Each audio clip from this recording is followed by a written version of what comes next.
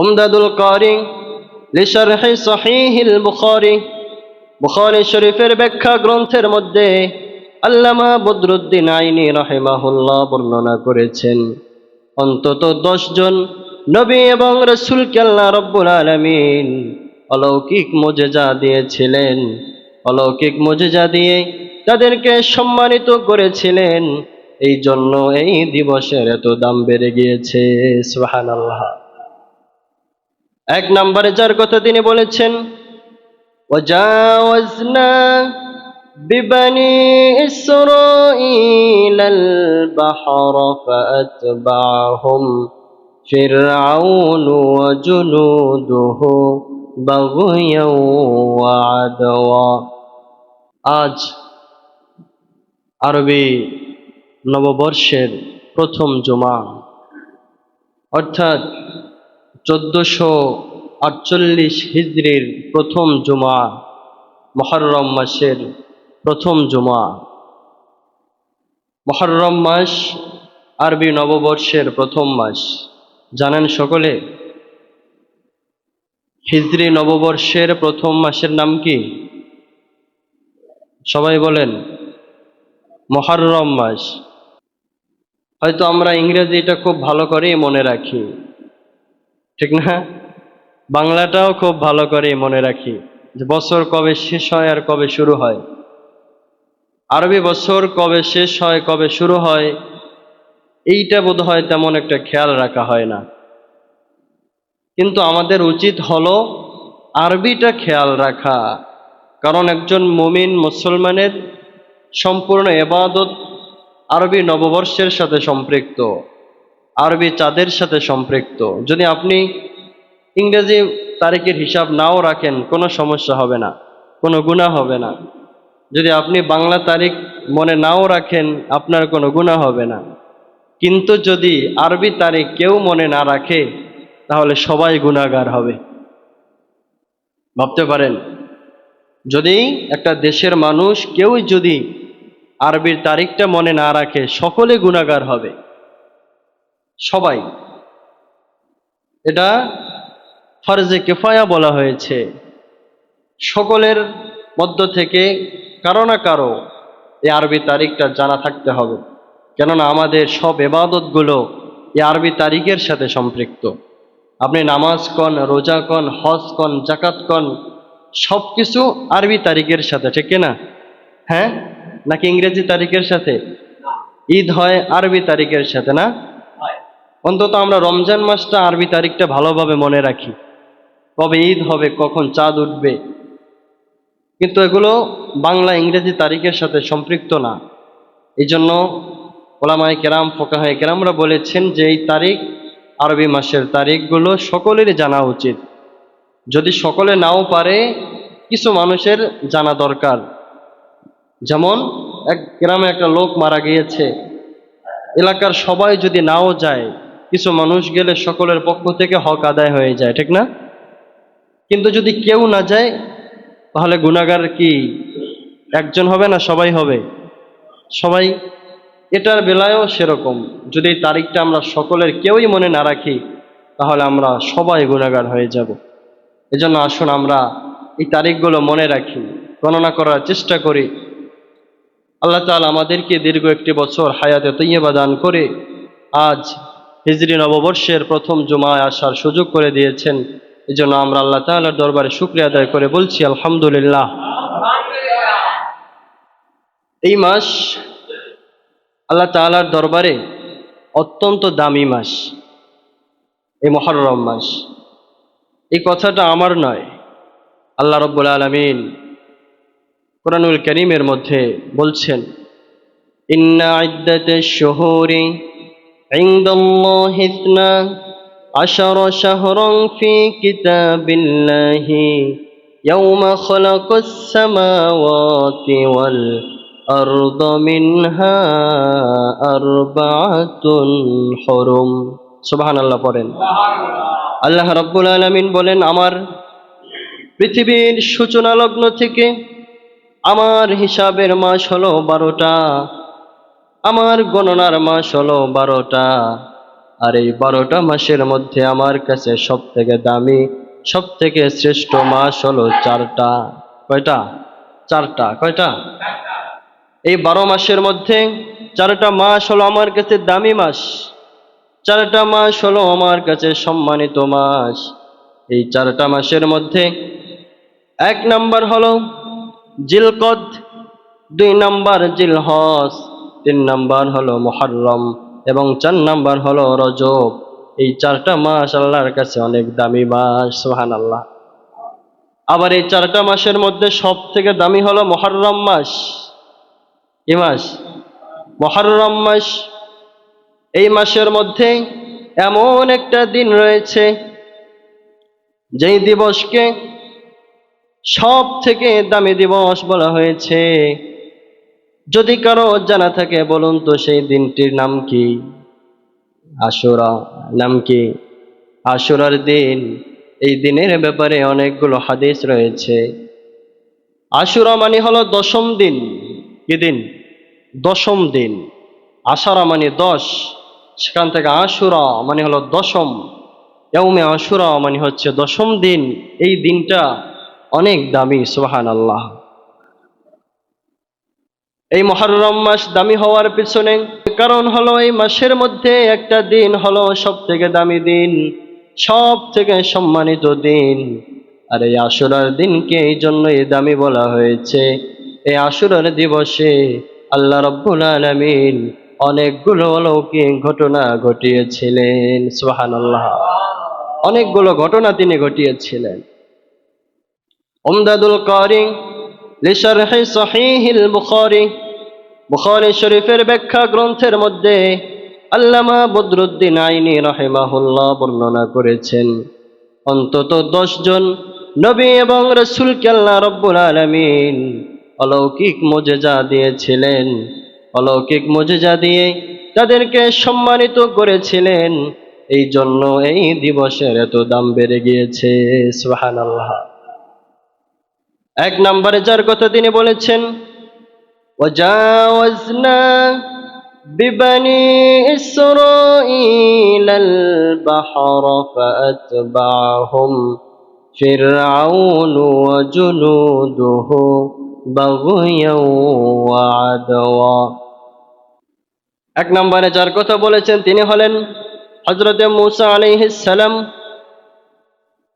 মুসা আলাইহিস সালামকে যখন তার কওমের লোকেরা তাদেরকে ধাওয়া করলো, মুসা আলাইহিস সালাম যখন আল্লাহর দ্বীনের দাওয়াত দেওয়া শুরু করলেন, মুসা আলাইহিস সালাম যখন সত্যকে সত্য বলা শুরু করলেন, মিথ্যাকে মিথ্যা বলা শুরু করলেন, তখন ফিরআউনের দলবল ষড়যন্ত্র করলো মুসা আলাইহিস সালামকে হত্যা করে ফেলবে। তারা পরিকল্পনা করলো মুসা আলাইহিস সালামকে হত্যা করে ফেলবে। ফিরআউন তার দলবল সহ যখন বনী ইসরাইলকে ধাওয়া করলেন, আল্লাহর হুকুমে মুসা আলাইহিস সালাম বনী ইসরাইলদেরকে নিয়ে যখন রওনা শুরু করলেন, চলতে চলতে যখন সমুদ্রের পাড়ে চলে আসছেন, এবার বনী ইসরাইল ডেকে বলছে, মুসা, বাড়িতে ছিলাম তো ভালোই ছিলাম, বাড়িতে ছিলাম ভালো ছিলাম, এখন তো নিরুপায়, পিছনে ফিরআউনের দল, সামনে সমুদ্র, যাওয়ার মতো কোনো জায়গা নাই, এখন কি উপায় কি হবে? মুসা আলাইহিস সালাম এক মুহূর্তের জন্যও কখনো হতাশ হয় নাই। আল্লাহকে ডেকে বললেন, মালিক এখন উপায় কি? আল্লাহ বললেন, মুসা, লাঠি দিয়ে সমুদ্রের উপরে আঘাত করো। আঘাত করার সঙ্গে সঙ্গে 1টি 2টি নয়, মোট 12টি রাস্তা আল্লাহ সমুদ্রের ভিতরে করে দিয়েছেন। মুসা আলাইহিস সালামকে আল্লাহ পার করে দিলেন। ফিরআউন এসে দেখে রাস্তা, ঢুকে গেলেন রাস্তার মধ্যে। পানির কাজ হলো মানুষকে ডুবানো, ডুবিয়ে মারা। মুসার জন্য সে পানি হয়ে গেল রাস্তা। যখন ফিরআউন রাস্তার ভিতরে ঢুকে যায় দলবল সহ, আল্লাহ তাআলা বলে, হাত্তা ইযা আদরাকাহুল গরক ক্বালা আমানতু আন্নাহু লা ইলাহা ইল্লাল্লাযী আমানাত বিহি বানু ইসরাঈল। আল্লাহ তাআলা বলছে, যখন ফিরআউন ধাওয়া করতে গিয়ে যখন সমুদ্রের ভিতরে ডুবে গেল, তখন ফিরআউন ডেকে ডেকে বলছে, আমানতু আন্নাহু, যে আমি ঈমান এনেছি লা ইলাহা ইল্লাল্লাযী আমানাত বিহি বানু ইসরাঈল, কোনো মাবুদ নাই যার উপরে বনী ইসরাঈল ঈমান এনেছিল, তার উপরে কোনো মাবুদ নাই, আমি ওই মাবুদের উপরে ঈমান এনেছি। ক্বালা আমানতু আন্নাহু, আমি ঈমান এনেছি। আল্লাহ তাআলা ডেকে ডেকে বলেন, আল আনা وقد عصيت قبل وكنت من المفسدين। বলুন সুবহানাল্লাহ। আল্লাহ তাআলা বলছে যে ফিরআউন, তোমার সময় শেষ হয়ে গেছে। একটা সময় ছিল যখন মুসা তোমাকে দাওয়াত দিয়েছিল, তুমি তখন তার দাওয়াত ফিরিয়ে দিয়েছিলা, তুমি তখন নাফরমানি করেছিলা, তুমি তখন আমার আইনের অবাধ্যতা করেছিলা। আজ আমি তোমাকে ডুবিয়ে হত্যা করে ফেলবো। তোমার কাছে দাওয়াত পৌঁছেছিল, তুমি তখন গ্রহণ করো নাই। এখন মৃত্যু তোমার কাছে চলে আসছে, এখন আর তোমার এই ঈমান আনা কোনো কাজে আসবে?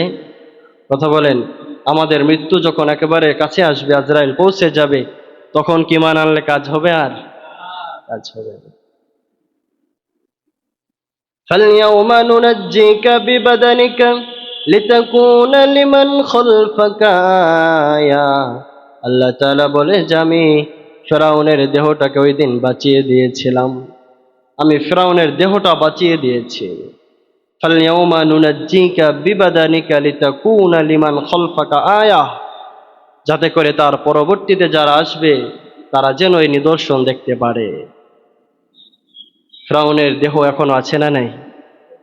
যে ফিরআউনের দেহ পানি গ্রহণ করে নাই, জমিন গ্রহণ করে নাই, যে ফিরআউনের দেহ আজকে জাদুঘরের ভিতরে মোমের মধ্যে রাখা হয়েছে মেডিসিন দিয়ে, আজকে হাজার হাজার মানুষ গিয়ে দেখে, নিদর্শন আল্লাহ রেখে দিয়েছে।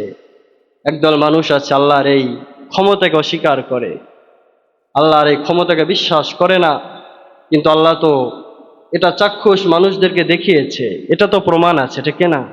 এখনো দুনিয়াতে আছে যে মানুষটা জীবনে কত অন্যায় করেছে, কত জুলুম করেছে, নির্যাতন করেছে, নিদর্শন হিসেবে আল্লাহ রেখে দিলেন যে দুনিয়ার মানুষ দেখো, ক্ষমতা কারো কাছে চিরস্থায়ী থাকে, শরীরে শক্তি কারো কাছে সারা জীবন থাকে থাকে না। মুসা আলাইহিস সালামকে আল্লাহ ওই দিন সমুদ্র পার করে দিলেন। যেই দিন আল্লাহ সমুদ্র পার করেছিলেন ওই দিনটা ছিল আশুরার দিন, ওই দিনটা ছিল এই মুহররম মাসের 10 তারিখ। সুবহানাল্লাহ। আল্লাহর নবী সাল্লাল্লাহু আলাইহি ওয়াসাল্লাম যখন হিজরত করে মদিনায় গেলেন, তিনি গিয়ে দেখেন ইহুদিরা এই দিনে রোজা রাখে। আল্লাহর নবী সাল্লাল্লাহু আলাইহি ওয়াসাল্লাম ইহুদিদেরকে জিজ্ঞেস করলেন, তোমরা এই দিনে কেন রোজা রাখো? তখন ইহুদিরা বলে যে এই দিনে হযরত মুসা আলাইহিস সালামকে এবং বনী ইসরাইলকে আল্লাহ রাব্বুল আলামিন ফিরআউনের হাত থেকে বাঁচিয়েছিলেন, এই জন্য মুসা আলাইহিস সালাম এই দিনে রোজা রেখেছিলেন, আমরাও এই দিনে রোজা রাখি। আল্লাহর নবী তখন বললেন, নাহনু আহাক্কু বিমুসা মিনকুম ফাসামাহু ওয়া আমারা বিহ। আল্লাহ নবী বলেন যে আমরা মুসা আলাইহিস সালামের জন্য বেশি হকদার, অতএব আমরা রোজা রাখবো। এই বলে তিনি বললেন যে তোমরাও, সাহাবীদেরকে বললেন, তোমরাও এই দিনে রোজা রাখবা। এবং সাথে সাথে তিনি আরো একটা কথা বললেন, সুমু আশুরা ওয়া খালিফু ফীহিল ইয়াহুদা সুমু ক্বাবলাহু ইয়াওমান ওয়া বা'দাহু ইয়াওমান। নবীজি বললেন, তোমরা আশুরার দিবসে একটি রোজা রাখবে এবং এর সাথে সাথে তোমরা ইহুদিদের বিরুদ্ধাচরণ করবে, ইহুদিদের খিলাফ করবে। ইহুদিরা একদিন রোজা রাখে, তোমরা 2 দিন রোজা রাখবে। সুবহানাল্লাহ। ইহুদির একদিন রাখে 10 তারিখ, তোমরা রাখবা 2 দিন, হয় 9 তারিখ হয় 11 তারিখ, 9 এর সাথে 10 অথবা 10 এর সাথে 11, এভাবে মিলিয়ে 2টা রোজা রাখবা। কে বলেছে? আল্লাহ নবী বলেছে। এই রোজাটার ফজিলত কত, এই রোজাটার দাম কত? আল্লাহ নবী সাল্লাল্লাহু আলাইহি ওয়াসাল্লাম বলেন, মুসলিম শরীফের হাদিস, আফদালুস সিয়ামি বা'দা রমাদান শাহরুল্লাহিল মুহররম। রমজান মাসের পরে সব থেকে শ্রেষ্ঠ রোজা হলো আল্লাহর মাস মুহররমের রোজা। এই মাসের যে কোনো দিন যদি কেউ রোজা রাখে এই রোজা রমজানের পরে যে কোনো রোজার থেকে দামি রোজা। সুবহানাল্লাহ। রমজান মাসের পরে সব থেকে দামি রোজা হলো আল্লাহর এই মাস মুহররমের রোজা। আল্লাহ কোনো মাসকে বলে নাই যেটা আমার মাস, কিন্তু এই মুহররম মাসকে বলা হয়েছে এটা আল্লাহর মাস। সুবহানাল্লাহ। এটা আল্লাহর মাস। এই মাসের রোজা হলো সব থেকে দামি রোজা। এই রোজা রাখলে আমাদের লাভ কি হবে? সিয়ামু ইয়াউমি আশুরা ইন্নী আহতাসিবু আলাল্লাহি আন ইউকাফিরা আস-সানাতাল্লাতী ক্বাবলাহু ওয়াস-সানাতাল্লাতী বা'দাহু। নবী মুহাম্মদুর রাসূলুল্লাহ সাল্লাল্লাহু আলাইহি ওয়াসাল্লাম বলেন, আমি আল্লাহ তাআলার দরবারে আশা করি যদি কেউ এই মুহররম মাসের আশুরার দিবসে রোজা রাখে, ওই বান্দার পূর্ববর্তী 1 বছর এবং পরবর্তী 1 বছরের গুনাহ মাফ করে দেওয়া হবে। সুবহানাল্লাহ। একটা রোজা যদি কেউ রাখে, 1 বছর সামনের 1 বছর পরের সমস্ত গুনাহ আল্লাহ মাফ করে দিবেন। কত ফজিলতের, অথচ আমরা এই একটা রোজাও রাখতে পারি না, ঠিক না? রাখি না। যেন আসুন আমরা এই তারিখটাতে রোজা রাখার চেষ্টা করি অন্তত, অথবা এই মাসের যে কোনো দিন আপনি চাইলে একটা রোজা রাখতে পারেন, 2টা রোজা রাখতে পারেন। আল্লাহ পাক আমাদেরকে সে তৌফিক দান করুক। সকলে বলুন আমিন। 1 নম্বরে মুসা আলাইহিস সালামকে আল্লাহ তাআলা পার করে দিলেন সমুদ্র। সেই দিনটা ছিল ইয়াউমে আশুরার দিন, মুহররমের 10 তারিখ। 2 নম্বর হযরতে নূহ আলাইহিস সালাম সুদীর্ঘ 950 বছর যখন ইসলামের দাওয়াত দিলেন, অল্প কিছু সংখ্যক মানুষ শুধু ইসলামের দাওয়াত গ্রহণ করেছিল, অল্প সংখ্যক মানুষ হিদায়াত হয়েছিল। আল্লাহর নবী দোয়া করলেন, মালিক, এই জাতি আমার কোনো কথা শুনছে না, এই জাতি আমার কোনো কথায় কর্ণপাত করছে না, আপনি এই জাতিকে ধ্বংস করে দেন। আল্লাহ তাআলা তার নবীকে হুকুম করলেন, নবী নূহ আলাইহিস সালামকে, যে হে নূহ, তুমি একটা কিস্তি বানাও, তুমি একটা নৌকা বানাও, আর ওই নৌকার মধ্যে যারা হেদায়েত প্রাপ্ত হয়েছে, যারা আল্লাহর প্রতি ঈমান এনেছে, তাদেরকে উঠাও। নূহ আলাইহিস সালাম বিশাল একটা নৌকা বানালেন এবং সকলকে নৌকার ভিতরে উঠালেন। কিন্তু তার সন্তান, 4টা সন্তান ছিল, ছেলে সন্তান, তাদের নাম ছিল সাম, একজনের নাম ছিল হাম, আর একজনের নাম ছিল ইয়াফেস, আর একজনের নাম ছিল কেনান। এই 4টা সন্তান ছিল তার, কিন্তু তার সন্তান পর্যন্ত তার দাওয়াত গ্রহণ করে নাই। কত কষ্টের কারণ দেখেন, আপন সন্তান দাওয়াত গ্রহণ করলো না। হযরত নূহ আলাইহিস সালাম নৌকায় উঠে গেলেন সবাইকে নিয়ে, কিন্তু তার সন্তান কেনানকে নৌকায় উঠাতে পারলেন না।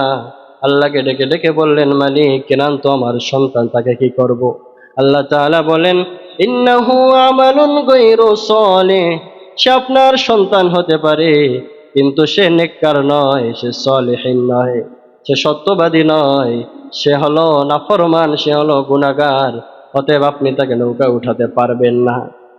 সাম, হাম, ইয়াফেস 3 সন্তানকে নৌকায় উঠালেন, কিন্তু কেনান নৌকায় উঠতে পারলো না। নৌকায় উঠে গেলেন। দীর্ঘ 40 দিন পর্যন্ত এই পুরো পৃথিবী মহাপ্লাবনে প্লাবিত হয়েছিল। এই পুরো পৃথিবী পানির নিচে ডুবেছিল।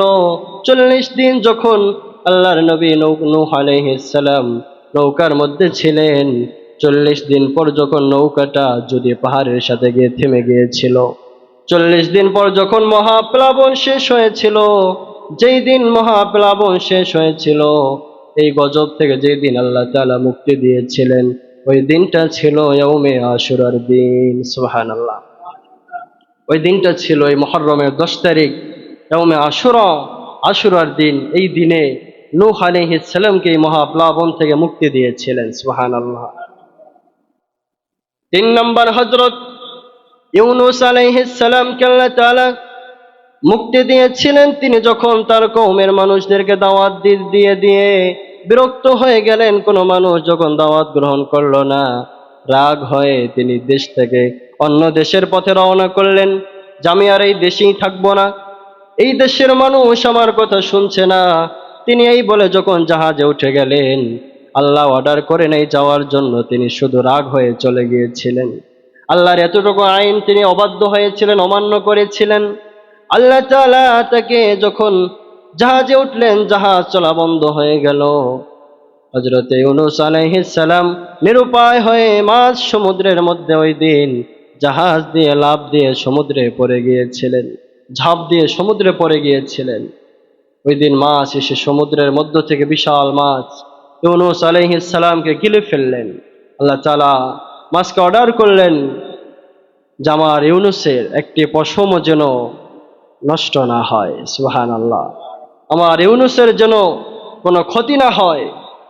অন্ধকারের উপর অন্ধকার, বিশাল বড় মাছের পেটের মধ্যে এমনিতে অন্ধকার, এর ভিতরে সমুদ্র, তার ভিতরে ওই রাতের বেলায় তিনটা অন্ধকারের মধ্যে আল্লাহর নবী ইউনূস আলাইহিস সালাম মাছের পেটে থাকা অবস্থায় আল্লাহর কাছে দোয়া করলেন, লা ইলাহা ইল্লা আনতা সুবহানাকা ইন্নী কুনতু মিনাজ জালিমিন। তিনি বললেন, মাবুদ, আপনি ছাড়া কোনো ইলাহ নাই। ইল্লা আনতা সুবহানাকা, সমস্ত পবিত্রতা আপনার, আপনি ছাড়া পবিত্র আর কেউ নাই। ইন্নী কুনতু মিনাজ জালিমিন, আমি জালিমদের অন্তর্ভুক্ত হয়ে গিয়েছি, আমি জালিম হয়ে গিয়েছি। আল্লাহ, আপনি আমাকে মুক্তি দেন। সুবহানাল্লাহ। 40 দিন পর্যন্ত মাছের পেটে ছিলেন। কতদিন? 40টা দিন মাছের মধ্যে, পেটের মধ্যে ছিলেন। 40 দিন পর মাছ তাকে এসে দ্বীপের মাঝখানে ফেলে গেলেন। এই যেই দিন ইউনূস আলাইহিস সালাম মুক্তি পেলেন, ওই দিনটা ছিল এই মুহররম মাসের 10 তারিখ। সুবহানাল্লাহ। হযরত আদম আলাইহিস সালাম 360 বছর কান্না করতে করতে যখন ক্ষমা পেলেন, যখন আল্লাহ তাআলা আদম আলাইহিস সালাম আর হাওয়া আলাইহিস সালামকে ক্ষমা করলেন, যেই দিনে তারা ক্ষমা পেয়েছিলেন ওই দিনটাও ছিল আশুরার দিন। সুবহানাল্লাহ। ওই দিনটাও ছিল ইয়াউমে আশুরা, অর্থাৎ মুহররম মাসের 10 তারিখ। এটা আমার কথা নয়, আল্লামা বদরুদ্দিন আইনি রাহিমাহুল্লাহ তিনি উমদাতুল কারি সহিহুল বুখারীর মধ্যে, অর্থাৎ বুখারী শরীফের ব্যাখ্যা গ্রন্থের মধ্যে তিনি এই ঘটনাগুলো উল্লেখ করেছেন, যে ঘটনাগুলোর কারণে আল্লাহ রাব্বুল আলামিন এই 10 তারিখের এত দাম বাড়িয়ে দিয়েছেন। কিন্তু আজ মুহররম মাস আসলেই আমাদের কানে একটা শব্দই ভাসে, সেটা কি? কারবালা। সেটা কি? আমরা মনে করি যে কারবালা মানেই হলো মুহররম, আর মুহররম মানেই হলো কারবালা, ঠিক না? অথচ এই দিনগুলো, এই ঘটনাগুলো আমরা মনে করি না। আমরা মনে করি যে কারবালার ঘটনা ঘটেছে বিধায় মুহররমের দাম বেড়েছে। এটা ঠিক নয়, এটা ঠিক নয়। কেননা এই মুহররম মাসের দাম পৃথিবীর শুরু থেকেই বেড়েছিল, পৃথিবীর শুরু থেকেই হয়ে আসছিল, এবং আল্লাহর নবী এই দিনে রোজা রেখেছিলেন।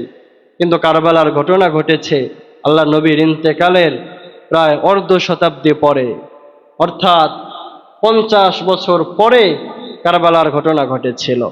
তাহলে আপনারা বলুন, যেই ঘটনা ঘটেছে নবীজির ইন্তেকালের 50 বছর পরে, সেই ঘটনার সাথে আল্লাহর কোনো মাসের সম্পৃক্ত থাকতে পারে? কারণ আল্লাহ যে মাসগুলো বানিয়েছেন এগুলো তো বহু আগ থেকে। আল্লাহর নবীর ইন্তেকালের পরে শরীয়তের কোনো আইন আর চালু হবে? কথা বলেন। আল্লাহর কোরআনের আয়াত নতুন করে সংযোজন হবে? আল্লাহর নবী যেভাবে বলে গিয়েছে ওইভাবেই কিয়ামত পর্যন্ত থাকবে, ঠিক না? হ্যাঁ, তাহলে কারবালা তো আসলো অনেক পরে। কারবালার ঘটনা তো এই দিনে ঘটেছে, সেটা অনেক পরে। কারবালার ঘটনার কারণে, কারবালার সেই দিন, সে মর্মান্তিক ঘটনার কারণে ইসলাম জিন্দা হয়েছে। ইসলাম জিন্দা হতা হ্যায় হার কারবালা কি বাদ। ইসলাম পরিপূর্ণভাবে জিন্দা হয়েছিল কারবালার ঘটনার পরে। এটা আমরা অবিশ্বাস করি না। কিন্তু যারা বলে যে মুহররম মানেই কারবালা, এটা ঠিক নয়, এটা ঠিক নয়। এই দিনে কারবালার ঘটনা ঘটেছে, এটা সত্য। এটা হয়তো আল্লাহ অলৌকিকভাবে ঘটিয়েছিলেন। আল্লাহ তাআলা এই দিনে নবীজির কলিজার টুকরা ইমাম হুসাইন রাদিয়াল্লাহু আনহুকে তিনি শহীদ করেছিলেন, তিনি শাহাদাত বরণ করেছিলেন এই দিনে। এই দিনের দাম আলাদা এমনিতেই রয়েছে। আর কারবালার ঘটনা, এটার দাম আমাদের কাছে এমনিতেই আছে, ঠিক কিনা বলেন? এতই দাম আমাদের কাছে যে আমরা কোনোদিনও মুসলমান ঘরের সন্তান কখনো তার সন্তানের নাম ইয়াজিদ রাখে, কিন্তু ঘরে ঘরে খোঁজ নিলে দেখা যায় প্রত্যেকটা ঘরে ঘরে হোসাইনের নাম আছে না নেই? কথা বলে, নামের শেষে হোসাইন, না হয় হোসাইনই আলাদা নাম রেখে দেয় মানুষের, আছে না? কিন্তু ইয়াজিদের নাম কেউ রাখে? কেউ রাখে না। এই জন্য আমরা কারবালা মানি মনে করব না যে মুহররম। মুহররম মাস আল্লাহর কাছে এমনিতেই দামি মাস।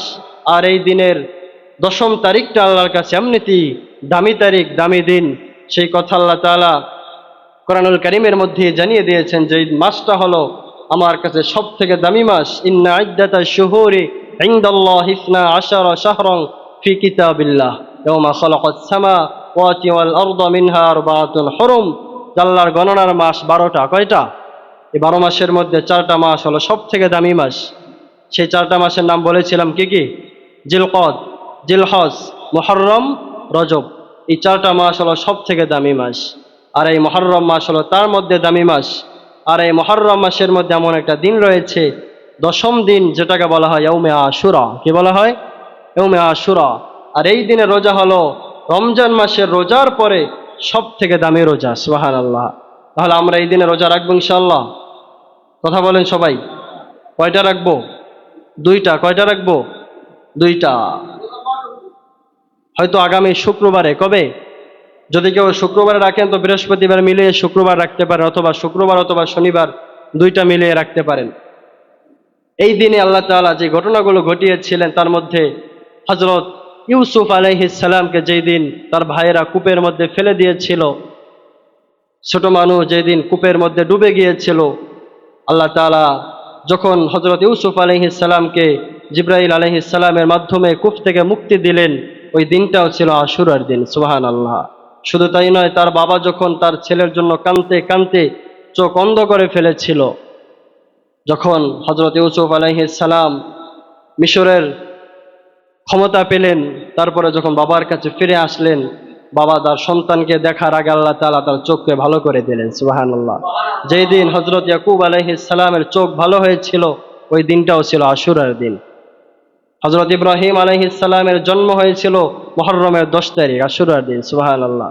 হযরত ঈসা আলাইহিস সালামের জন্ম হয়েছিল মুহররমের 10 তারিখ, আশুরার দিন। সুবহানাল্লাহ। শুধু তাই নয়, আমার নবী, প্রিয় নবী মুহাম্মদুর রাসূলুল্লাহ সাল্লাল্লাহু আলাইহি ওয়াসাল্লামকে যখন আল্লাহ তাআলা নিষ্পাপ ঘোষণা করেছিলেন যে নবী, আমি আপনার সামনের পিছনের সমস্ত গুনাহ মাফ করে দিয়েছি। নবীরা কোনোদিন গুনাহ করে নাই, নবীরা নিষ্পাপ। নবীরা কি? তাদের দ্বারা কখনো সগীরা গুনাহও হয় নাই, কিন্তু তারপরেও আল্লাহ তাকে বললেন যে নবী, আমি আপনার সমস্ত গুনাহ মাফ করে দিয়েছি, পিছনের সামনের সমস্ত গুনাহ আমি ক্ষমা করে দিয়েছি। যেই দিন আমার নবী আল্লাহ তাআলার কাছে সুসংবাদ শুনেছিলেন, ওই দিনটাও ছিল ইয়াউমে আশুরার দিন। সুবহানাল্লাহ। তাহলে আশুরার দিন আমরা কি করব? মুহররম মাসে আমরা কি করব? হাদিস প্রমাণ করে এই দিনের, মুহররম মাসে সবথেকে গুরুত্বপূর্ণ আমল হলো রোজা। আমল কি? রোজা। যে কোনো দিন আপনি চাইলে একটা রোজা রাখতে পারেন, 2টা রাখতে পারেন, 3টা রাখতে পারেন, এবং আশুরার দিন এটা হলো সবথেকে গুরুত্বপূর্ণ, ওই দিন আপনি রোজা রাখবেন। এরপরে আরেকটি ইবাদত হচ্ছে, আপনি এই মাসে বেশি বেশি তাওবা করবেন, বেশি বেশি ইস্তেগফার করবেন। তাহলে কি হবে? সমস্ত নবীরা এই আশুরার দিন তাওবা করে, আদম আলাইহিস সালাম থেকে শুরু করে ইউনূস আলাইহিস সালাম, সকলেই এই আশুরার দিনে আল্লাহ তাআলার কাছ থেকে মুক্তি পেয়েছিলেন, ক্ষমা পেয়েছিলেন। আমরাও যদি এই দিনে আল্লাহ তাআলার কাছে ক্ষমা চাই, আল্লাহ তাআলার কাছে মুক্তি চাই, আল্লাহ তাআলাও আমাদেরকে আমাদের জীবনের গুনাহগুলো থেকে মুক্তি দিতে পারেন কিনা? এজন্য আমরা এই দিনে আল্লাহর কাছে বেশি বেশি তাওবা করব, ইস্তেগফার করব। এবং আরেকটি আমল হলো, আশুরার দিন নিজ নিজ পরিবারের জন্য স্বাভাবিকের চেয়ে একটু বেশি মুক্তহস্ত হওয়া, একটু বেশি খরচ করা। অন্যান্য মাসে, অন্যান্য দিনে আপনি যতটুকু খরচ করেন তার থেকে একটু বাড়িয়ে যদি আপনার পরিবারের জন্য খরচ করেন, এটা করে আপনার কি হবে? আপনার রিজিকের মধ্যে, আপনার কামাইয়ের মধ্যে আল্লাহ তাআলা সচ্ছলতা দান করবে, আপনার রিজিকের মধ্যে আল্লাহ বরকত দান করবে। এজন্য আমরা চেষ্টা করব, আমরা আমাদের পরিবারের জন্য একটু ওই দিন আশুরার দিন, মুহররমের 10 তারিখ, একটু আমরা বাড়তি খরচ করব ইনশাআল্লাহ। যতটুকু প্রয়োজন তার থেকে একটু বাড়িয়ে দিলাম। দৈনিক যেটা দেই, ছেলের জন্য, মার জন্য, বাবার জন্য, স্ত্রীর জন্য একটু খরচ করলাম, ভালো খাবার দাবার আয়োজন করলাম। এতে করে আমাদের পরবর্তীতে আমাদের রিজিকের মধ্যে যিনি বরকত দেবেন তিনি কে? আল্লাহ পাক আমাদের রিজিকের মধ্যে বরকত দিবেন। আল্লাহ পাক আমাদের সকলকে কবুল করুক, এবং এই মুহররম মাসের যে কোনো দিন আমাদেরকে অন্তত রোজা রাখার তৌফিক দান করুক। সকলে বলুন আমিন। এবং খাস করে আশুরার দিন যেন আমরা রোজা রাখতে পারি, আল্লাহ পাক আমাদেরকে কবুল করুক। সকলে বলুন আমিন। ওয়া আখির দাওয়ানা আনিল হামদুলিল্লাহি রাব্বিল আলামিন।